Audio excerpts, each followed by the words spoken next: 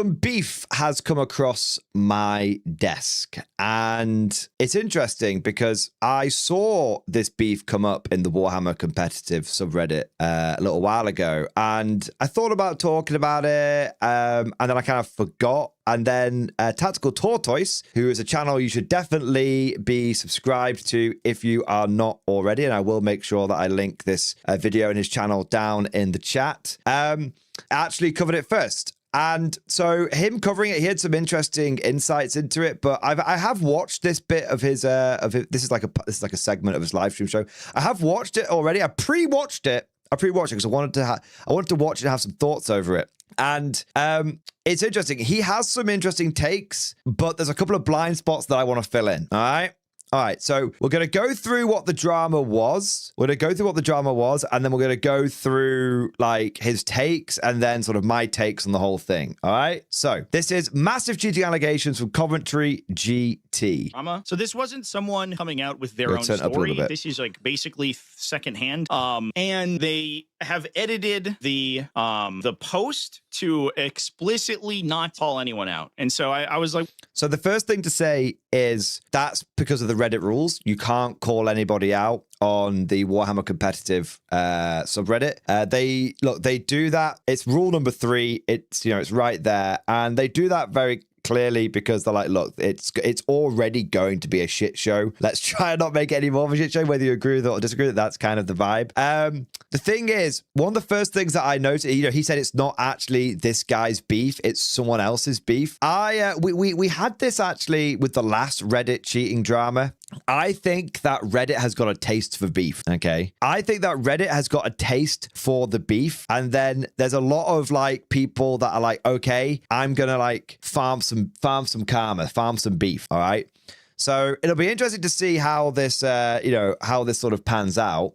Like this pot, this is kettle still, dude. I make no bones about it. I have a taste for beef. We all have a taste for beef. But what's interesting is I think Reddit tries to make beef where none exists. Whereas here at the Mordian Glory Drama Farm, we try and at least make sure that if it's not a prime steak, it's at least like a chicken nugget. All right, like there's still some meat in there. Do you know what I mean?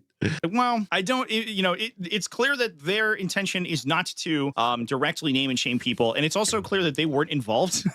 So yeah, what I don't want to do is like do a whole big thing about this because I don't feel comfortable with that. If this was a post written by someone who was part of this whole situation and who was like, I played against a guy at Coventry who was a piece of shit and I hated him, then that's much more interesting. But of course, I'm much more willing to take sort of primary sources. But this is very much my friend told me about a thing that happened. Yeah, which, I think is less good. But we will talk about. Yeah, so it's funny, like when I was reading it, I had the same thought, like I read about it and I was like, oh, maybe I should cover this. And then I was like, I don't know if there's enough here. Now, there's definitely, and I wasn't going to cover this, but the reason I'm covering it is I think it's a good example to point out, maybe Reddit is, trying to make Beyond Beef, for example. But secondly, like I said, there's later on in this video, Tactical Tortoise goes, I don't understand this bit. And I actually do understand it. And so that's why I'm sort of going to be answering some of his questions. So there's a little bit of Beyond Beef here, but there's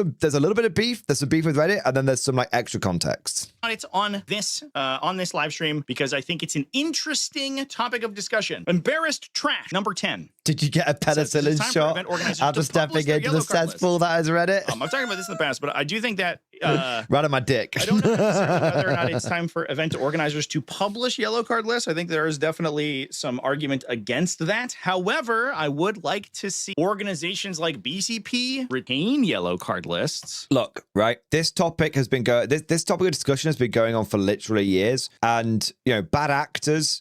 At the end of the day, bad actors, there are people that got high-profile cheating issues against them that literally keep playing. And, if you're a cheater that has absolutely no shame and you're willing to just like bare-faced, just basically deal with all of the shit and what everyone thinks of you, there are no consequences for you. You can still turn up to basically every Warhammer tournament. I don't know what exactly the system that Magic the Gathering Wizards of the Coast have, but whatever that system is, just copy that. Because they do have things where people get banned for life and it is enforced and it's well enforced and all that kind of stuff. Just look. look. I don't know what the system is, but basically take an existing system and copy it. That's what at this point, that's what needs to be done. And as crazy as it may sound, either it needs to come from an official organization, and you know, he's saying like BCP, but I'm pretty certain GW owns BCP at this point. I'm pretty certain they did buy it. So GW, you know, not to put too fine a point on it, but GW, in the past, you have told people to fuck off when they wouldn't be missed. And I know it was a very, very, very different context, but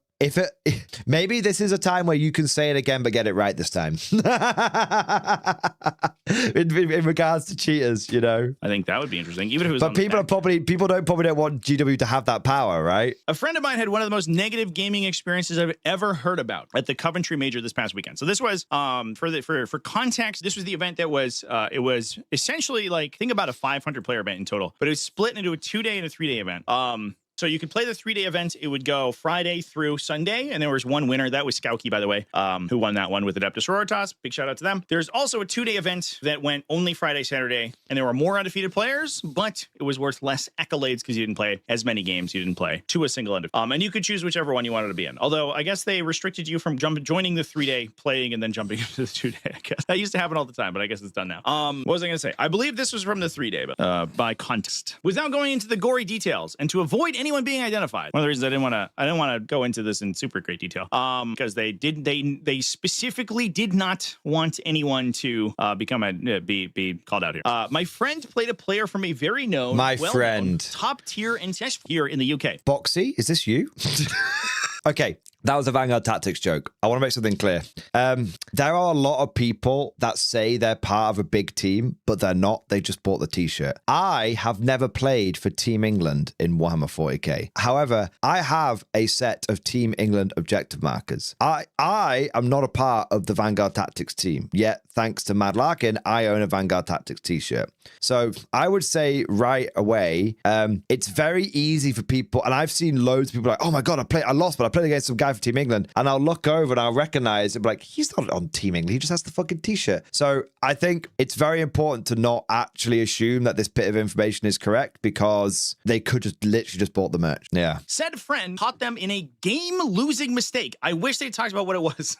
Yeah. What is the mistake? Stolen valor? I'm so interested in that. Stolen valor. Sad. That would be really cool. They called a judge to make a decision. When the judge was... So yeah, this is... I'm genuinely not sure if this story is true, right? And the reason why, you know, Tactical Tortoise is kind of called this, like, said friend caught them in a game-losing mistake and called a judge to make a decision.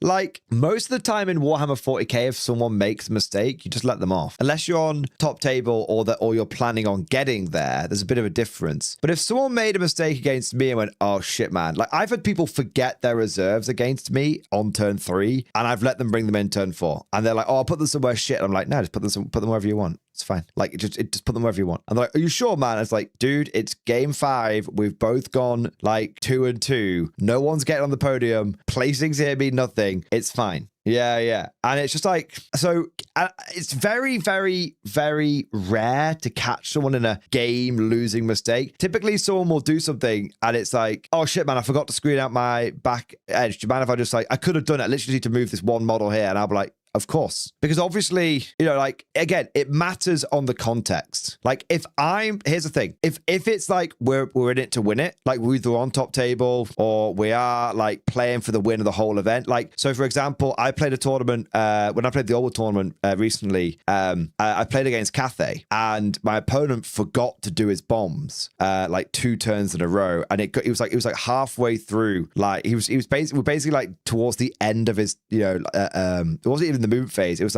like we're halfway through combat. It's like, oh shit, man, I forgot to do my bombs. I forgot to do my bombs again. Do you mind if I do them? And I was like, bro, I really don't want to be a cunt.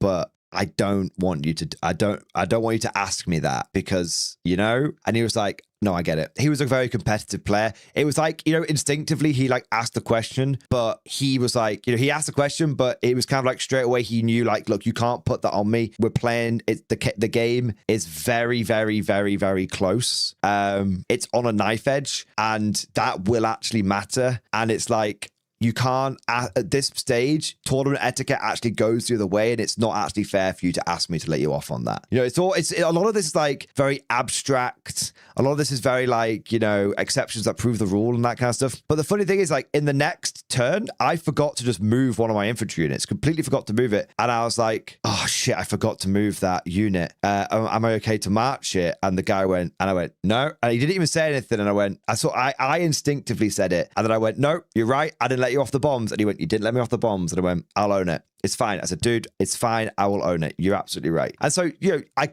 know, we both had a similar moment, but there was no bad blood about it. We both understood that, like, it's just that moment of like, but it was fine. And so we got to the end of the game, and it was like, even though I was playing against a really, really like hard army, it was one of the best games Vold would have ever played. I had a very, very enjoyable game against Cathay because of the sort of standard of play. Like, we were both being fair, but we also had to be like, look, I've got to the end of like round 3. I forgot to move this like unit. I really shouldn't have done that. Like, okay, gotta own it. Yeah. Like, if it had been like, oh, we've gone into shooting, oh, I haven't moved that unit yet, but I haven't actually rolled any dice, it would be different. So yeah, it's one of those where it's interesting. So this bit here saying said friend caught them in a game losing mistake and called you to make a decision. I mean, it all depends on like demeanor. Like, maybe the guy was being a cunt from moment 1, but unless this was at top table, it's unusual for people to be like, no, do you know what I mean? On their way to the table, the player from the well-known team says, I'm just going to change the table state in my favor and lie about it, which is the most unhinged sentence I'm sure they're paraphrasing. But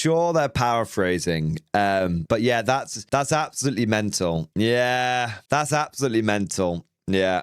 Ever heard in the context of Warhammer 40K. This happened, by the way, at LVO years ago. I believe that I made a video about it when it happened, and I can't remember the people involved now. It was so long ago. But I'm sure if you go back through my old like drama videos from fucking 5 years ago, this happened at LVO where a player, there was a yeah, like Floyd says.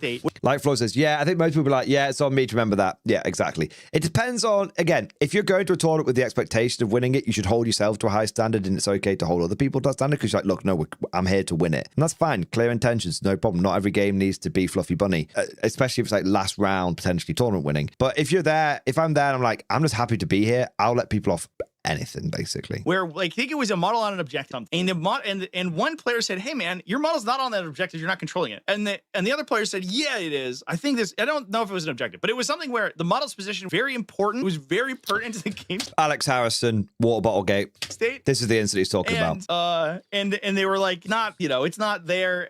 It's not, you're not in range or whatever the situation was. You can literally go and find the video. The judge is walking over the table, and the player in question just picks up their model and moves it. Yeah, just nudged and it. The judge just immediately red cards them. They were like, "Are you fucking kidding me?" Okay, I don't know if that was the red card then. They had been yellow yellow carded previously. I believe they had been yellow carded for the dumbest reason. They had been yellow carded because wouldn't. Yeah. They registered a. I've seen people on top table lie and try to swindle while on camera, being live streamed. Creative people try and pull. It's in the heat of the moment they panic. That's what it is. Team that they weren't a part of, so that they didn't get paired with that team.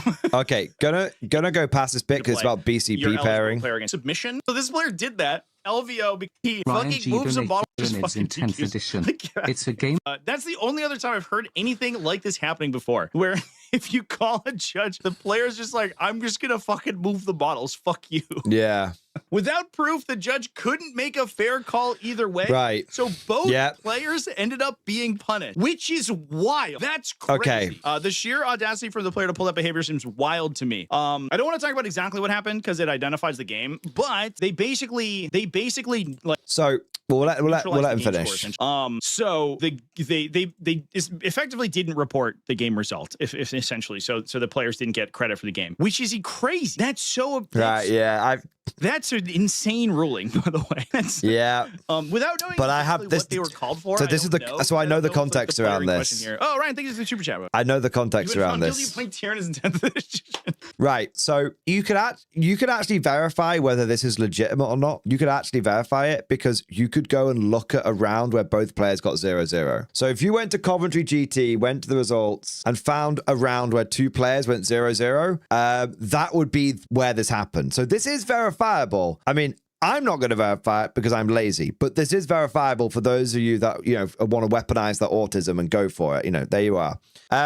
Now he's saying this incident is crazy, but this is actually something that has been, now whether you agree with it or not, this is actually something which has been well established at LVO. And I actually know basically the first time where this happened. So there was a game a year or so ago, I think it was in 10th edition, so it was probably last year, where there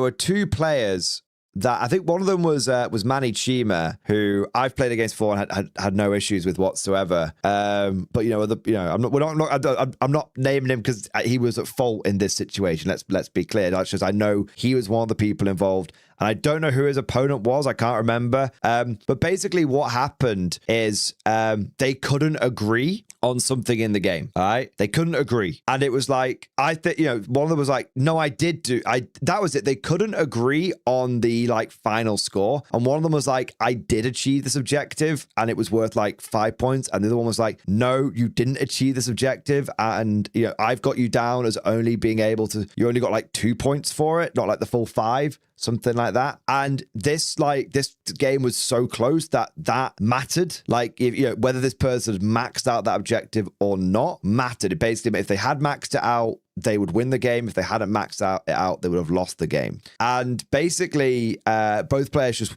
could not agree, got very, very irate with each other, what the fuck are you trying to pull kind of thing. And the judge basically said, you guys have got until the end of the round to decide, or we're going to decide. And they just wouldn't, basically both players just couldn't agree. And so the judges went, all right, you guys can't agree on what the end score of this game should be, 0-0. So this is what I think would have happened here as well. So what would have happened here is, the judge can't make a ruling. The judge can't make a ruling because the judge can only see what is there. And if someone has changed the game state, or the game state that the judge can see is not lining up with what they're being told, then it's a case of he said, she said. And so it's not a case of, the judge is punishing both players. The judges, they're actually following precedent that's happened before, where it's look, if two players can't agree, they've got until the end of the round to agree. If they won't agree, then 0-0. Because you could imagine in a situation like this, both players no, you fucking moved the model. No, I fucking did it. You moved the fucking model. That kind of thing. And the judge can't, you could try and follow a logical conclusion,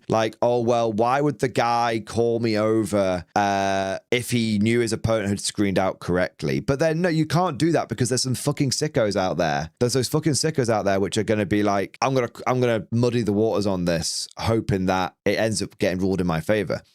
Think about when I had to deal with Bill the Bastard, and I knew that I was right, but this guy, basically was able to sweet talk the judge into siding with him every single time. Because and there was a load of context around that, right? So the judge can't do that. He can't be he can't accept the logic. The judge basically has to be well, this is the ruling. This is the thing, guys. You've got until the end of the round to agree. Otherwise, we're going to zero your scores. Yeah. So it's not, when you understand that context, it actually makes the judge's ruling here a lot more understandable and a lot more sensible. It's not a case of the judge coming over and being you're both punished. They're not doing that. They're not coming over zero, yellow carding both players or anything like that. What they're doing is coming over and going, right, you're telling me one thing, you're telling me another thing, okay? That I cannot rule on this because it is he said versus she said. So this is the situation. You guys you've got until the end of the round to agree how you're going to proceed. This is my ruling. If you cannot agree on how you're going to proceed, or you refuse to proceed, then if both parties are refusing to proceed, because this could have been solved by one of the parties going, oh, fuck it, carry on. Do you know what I mean? But if both parties are basically refusing to proceed, then the judge will go, you refuse to proceed, you're both getting zeroed. Because we can't, we as the event organizers have to resolve this game state. We can't leave the game, we can't leave the game in an unfinished state because we can't then advance to the next round on BCP. So you guys won't agree. This is the harsh reality of the situation. We are going to put your scores in as 0 each. we can't give you the win. We can't leave the game state as it is right now because that might be unfair towards one or the other. So yeah, exactly. Like someone led said, even if they are wrong, they know they can obfuscate the situation to make a big enough deal. It might work out for them. Exactly. So I think it's, I've had my fair share of like bad judges, but in this situation, I actually think when you understand the context around the judge's ruling and how they're actually following previous precedent and where that precedent has come from, it actually, you can understand like, no, the judge wasn't being an asshole. The judge wasn't being like crazy. This is a case of two players basically refusing to continue the game. And so the judge has got to do something about that. Yeah. Bro. You've been found guilty of playing Tyranids in 10th edition. It's a game-ending mistake that results in an auto loss. Dude, the video I responded. That's quite good, actually. Which I'm very, I'm okay. I was gonna say I'm very proud of, but I had to re-record a bunch of it because I kept leaving things out, and so I was up until like 6 a.m. this morning. Yeah, so you can see here. Editing it. I edited it like 20 times. You can see here, if I just like turn my chat off here for a second, you can see here people are being like, yeah, the TO is a moron here. Wow, double lost them both. Not even lost. Just double nullify. Gross result. Death or exile. That, like I said, that's not actually right. That, it looks like the judge has been. I thought it was going to be. It looks like the judge has made. I'm just really bad. It looks like the judge has made like a shithead decision, but actually, when you know the context around, like. I mean, I wasn't there, but I know previous examples of when UKTC judges have ruled in this way, and I think it makes more sense when you have that context. Bad at math is part of the problem. I ended up doing a bunch of math. But there's like 5 comments on there from like people like Tyranid players who are like, "What's a reroll to hit?"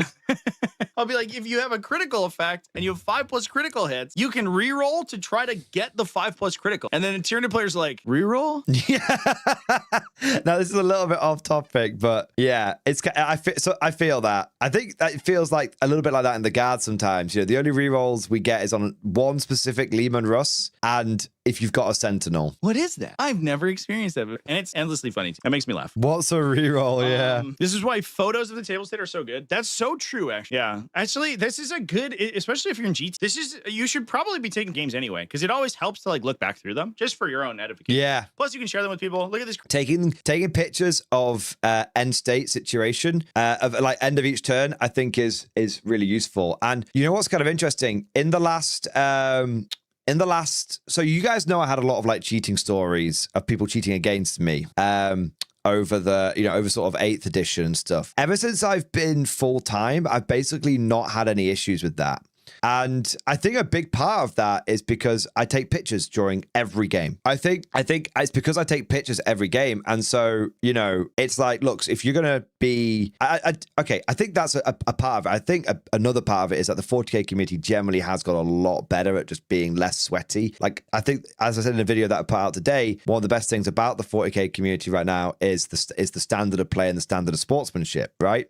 But I think another part of it is the fact that, I'm taking a picture at the end of each turn. So I'm evidencing what I'm saying. And so when it comes to the after action report, and I've got the scores from every single game. So, and what's funny is this process has not only, massively cut down on the, not only has it made me a better player, because I'm analyzing a lot of my games for like doing videos, not only is it, I think it's reduced a lot of, issues of me, because obviously people don't want to be like caught on camera cheating, right? But I think it's also a big part of it is that it's more often than not, it catches me out in a mistake. And when I do my after action reports, you can go back through and watch them. And, I'm very honest. Like, yeah, I made a huge fuck up here. This happened in this game. And sometimes there's a fuck up, and I'd say 50-50. It's when like, for every fuck up that I make that disadvantages me, there's probably a fuck up that I make that advantages me. Okay. But you just have to, the most important thing when that situation happens,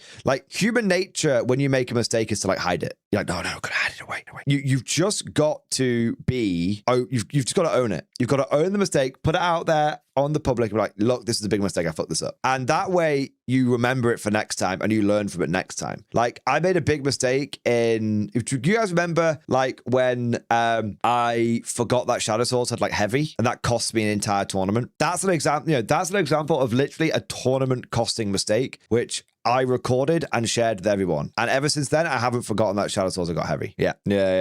And I did like an event where I I did like a tournament report, and it was like, I didn't realize in one of my games, it wasn't until like my second game that I realized that you needed to, in order to, I was when I did like a Tau tournament report, right? And it wasn't until like late, I think I covered this on like when I did like the live stream after action report for it. And it was like, I didn't realize until like partway through round one that, I needed to be marker lighting to benefit from Monka. So I had like, it didn't really impact the game, but it wasn't until like partway through, I was like, oh shit, I need to marker light to get Monka. I don't just get it. Okay. And then I owned that, took it forward. And then in the last Tau tournament that I did, I knew I had to be marker light up to get the lethal hits to benefit from Monka. I don't know, if I had tried to like hide that away, I wouldn't, there's a good, if I tried to hide that away, if I hadn't been very open about those mistakes, one that benefited me, one that didn't benefit me, there's a good chance that I would still be making those mistakes now. You've got to bring it out into the open so that you can be rightfully chastised for it. You can be rightfully shamed for it, but then you can learn from that. Yeah. Crazy board state. I had one from a local RTT. I shared it on this is the RTT I played in the other day. I shared it in my Discord, but like, bro. Look at this fucking board. Oh no, what? There it is. Okay. Look at this board state. That's sick. Look at all these demons. They're everywhere. There's too many of them.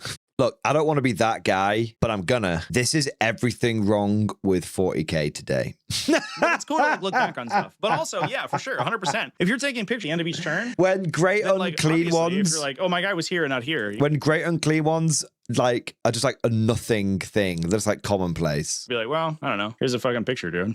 If it's a thing where like when there's more greater demons on the table than minor demons. I'm so curious about exactly what was done here, because I have a sneaking suspicion. And read between lines. Let's read through the whole thing and then I'll talk about what I think. Yeah. At the end of the tournament, my friend is told by the judge, player has been officially given a yellow card. I presume it's not just for that one incident, as I highly doubt it would be only that an incident of it would be the only incident of that kind from this player. Speculation. Objection, judge. Speculation. Now all of this is essentially a bit of context to my question. Is it time for tournament organizers to publish lists of players they've been giving yellow cards to, or tag them on BCP for events in some way? I do like not necessarily tags, so maybe something that's open to event organizers only, to whose events they sign up. But I do think BCP could register players more easily. I do also like the idea that players can a player account, not necessarily like, either can be tied to a person or at the account number, and that's what gets submitted circuits. So the thing is, you can't have players reporting on each other in BCP. Like I said,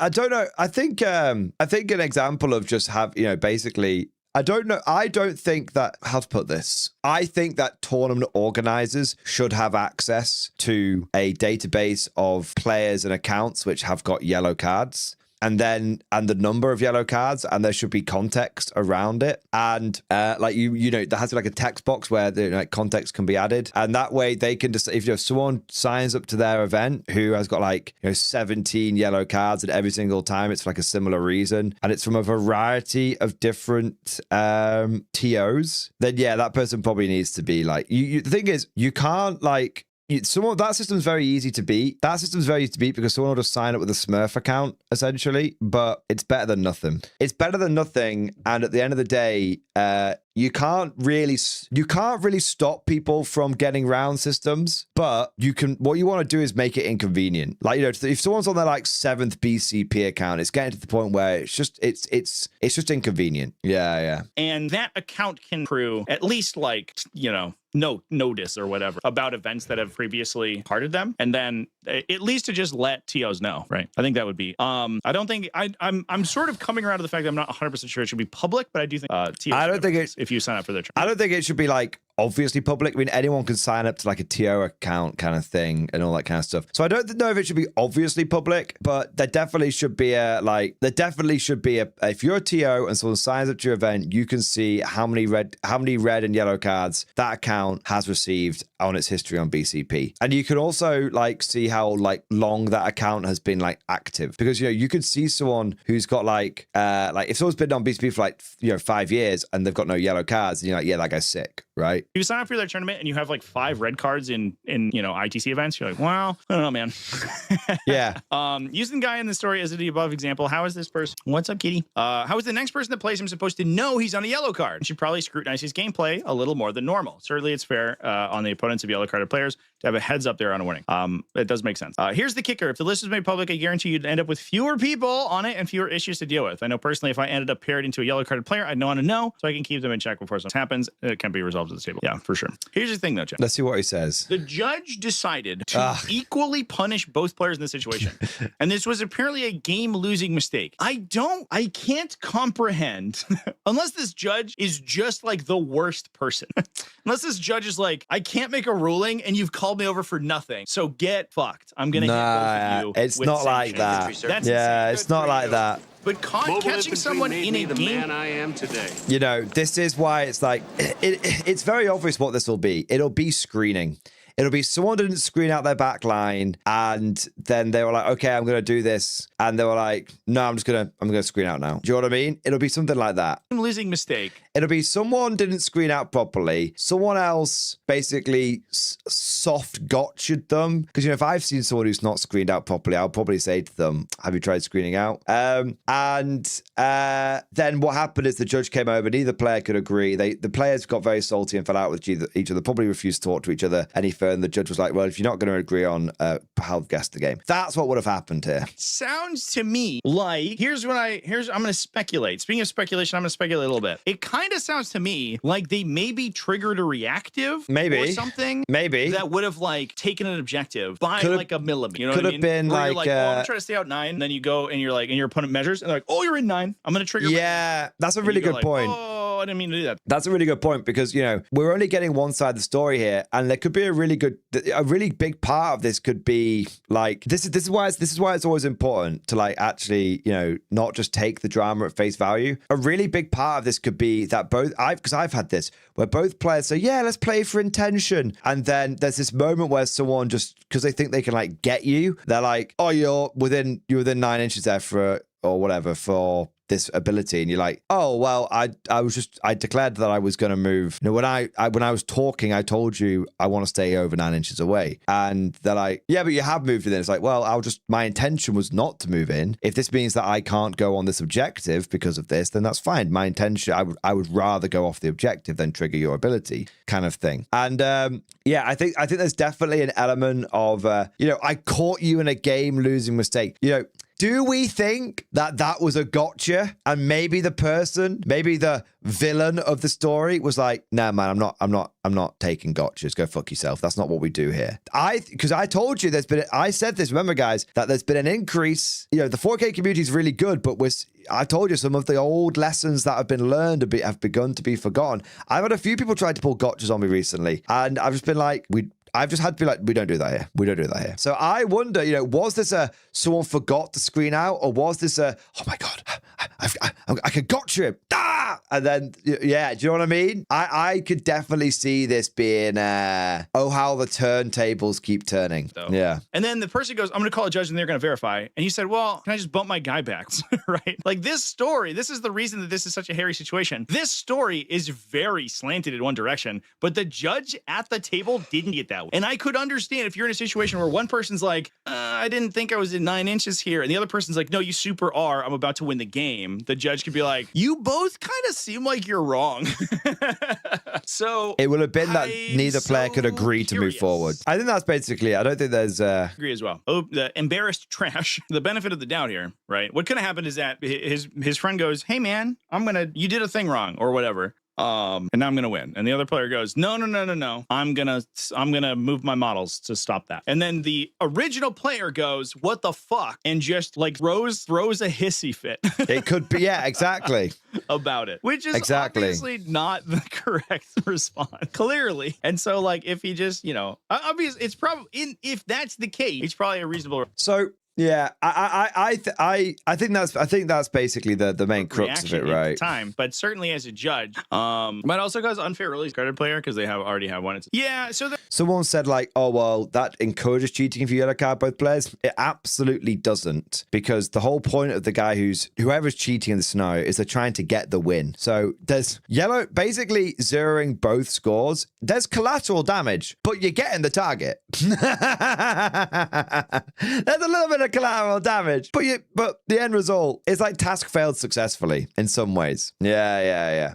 So, what do we think, chat? I think, in my opinion, this is, as I said at the beginning of the video, I think there's an element of Reddit farming beyond beef, I think. I also think there's an element of we've only got one side of the story here. And I could definitely, definitely see that maybe there are two villains in this tale. And thirdly, as someone who has a bit more knowledge on how the UKTC judges tend to rule on this kind of thing, I can absolutely see both players throwing their toys out the pram, being unable to agree on how to move the game forward, and essentially the timer essentially running out, and the judge being like, okay, if you guys refuse to go forward, I'm gonna have to zero this game.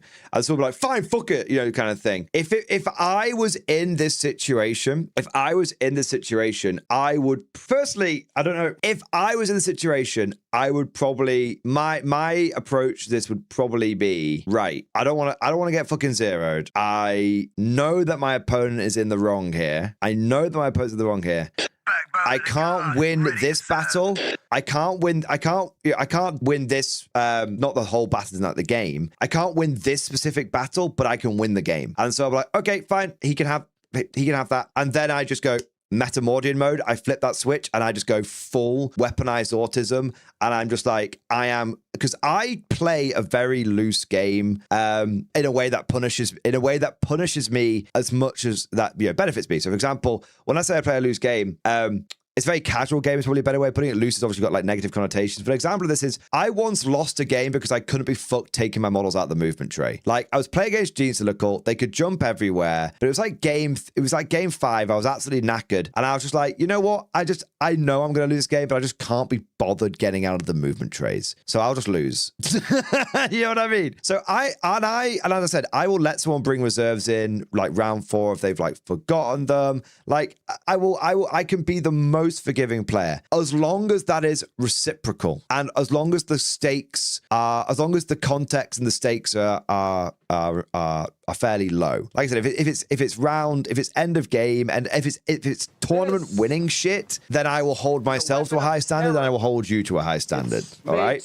But if you go this is a weapon of war and start pulling shit on me, if you start being a knobhead, if you're gonna be an asshole, I guarantee you I will be a bigger asshole. Okay, I could be the biggest, most fucking like gaping asshole in the world. I never start it. I've told you guys the story before. I had someone where I declared, I'm bringing my stormtroopers in, I'm bringing my scions in, I'm gonna bring them down here to this objective. And I declared at the beginning of my turn, I got the models out and I put them down. And then, I just ended up just getting on with the rest of my turn. And then it got to my turn and I was like, going to put the score in. And I was like, oh shit, I just need to put these scions here and do the objective that I said I was going to do. And they were like, no, I'm refusing to let you do it. And I was like, but I declared it. I declared it. So I want to do this. And they were like, and they got really angry with that. They got like aggressive with me and they were like, no. And I was like, okay. And the thing is, they had been we had agreed to have a friendly game. We'd agreed to have a friendly game. It had been very good up to that point. But this guy just, he broke the rule. We had an agreement. We had a deal. He broke the deal. Okay. So I missed out on 3 secondary points. Karma works quickly. The next turn, he brought down a unit of 10 Death Company. Maxed out. This is when you had to pay points on them, like on stuff. Thunderhammers on like every single fucking guy. Like maxed out. I missed out on like a 50-point unit Scions. This guy brought down a 350-point unit of Death Company, where I'm going to deep strike these down, put them just like in a random place and it's like on his side of the board, and then proceeded to move on with the rest of his turn. Got halfway through his shooting phase.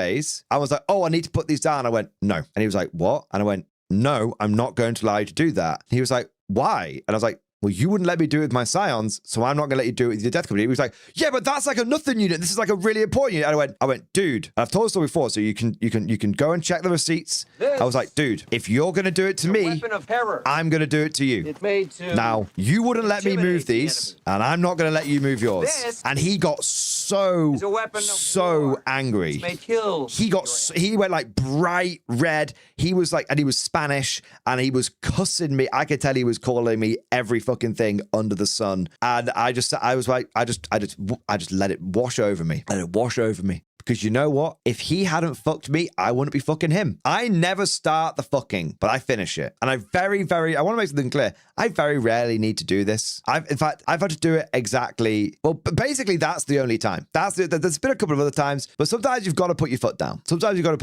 And you know what? I missed out on 3 like secondary points. This guy had a 300 plus point unit of death company, demolish a calendar off the board in my next turn. And it was totally avoidable. The lesson learned here, guys, is be forgiving, be sporting, give and take. By the way, it's important to note that in this situation, we both won 2 games and lost 1. So the moment that this was like game 4, day 2, neither one of us could win anything. We were out of the running.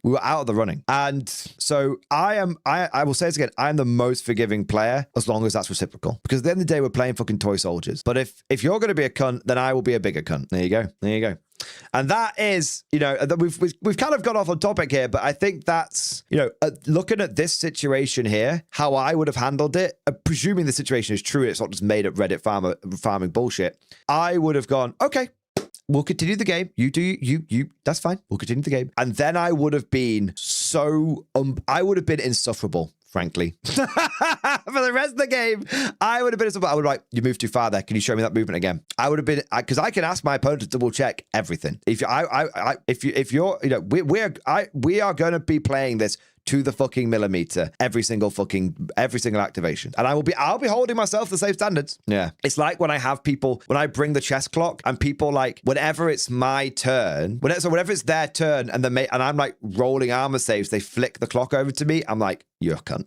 I did not do that in my turn, so why are you doing it the moment someone starts doing that kind of shit again in like a game where we've both like we've lost a game or 2 each and there's no stakes, the moment someone does that, I'm like, literally, I had someone say that like, oh well, you're gonna time out, and I was like, bro, half of my turn has been you taking like re-rollable, like not re-rollable saves, has been you taking fucking demon saves. Like, if in the nicest possible way, I should have 30 minutes left on my clock because you've taken all of your saves on my time and you've been like diddling me. You just got to call it out.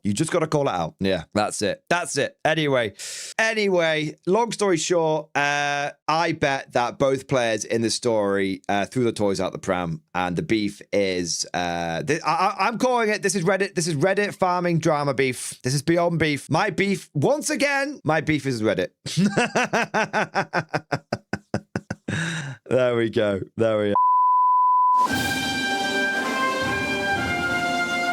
Would you like to know more? If so, then please consider becoming a channel member or patron. By supporting the channel, not only will you be doing your part, but you'll also be helping me create more content for your viewing pleasure and unlocking a whole host of perks. You get everything from a badge next to your name, custom emojis, but the big one is access to the Mordian Glory Discord server, an online community with almost 2,500 active members. It's always popping off in the MG Discord. We've got channels for army lists, hobbying, tactics, stories, and even a pretty spicy meme section as well. For all you greenhorns that wanted to see the Mordian glory hole, today is your lucky day.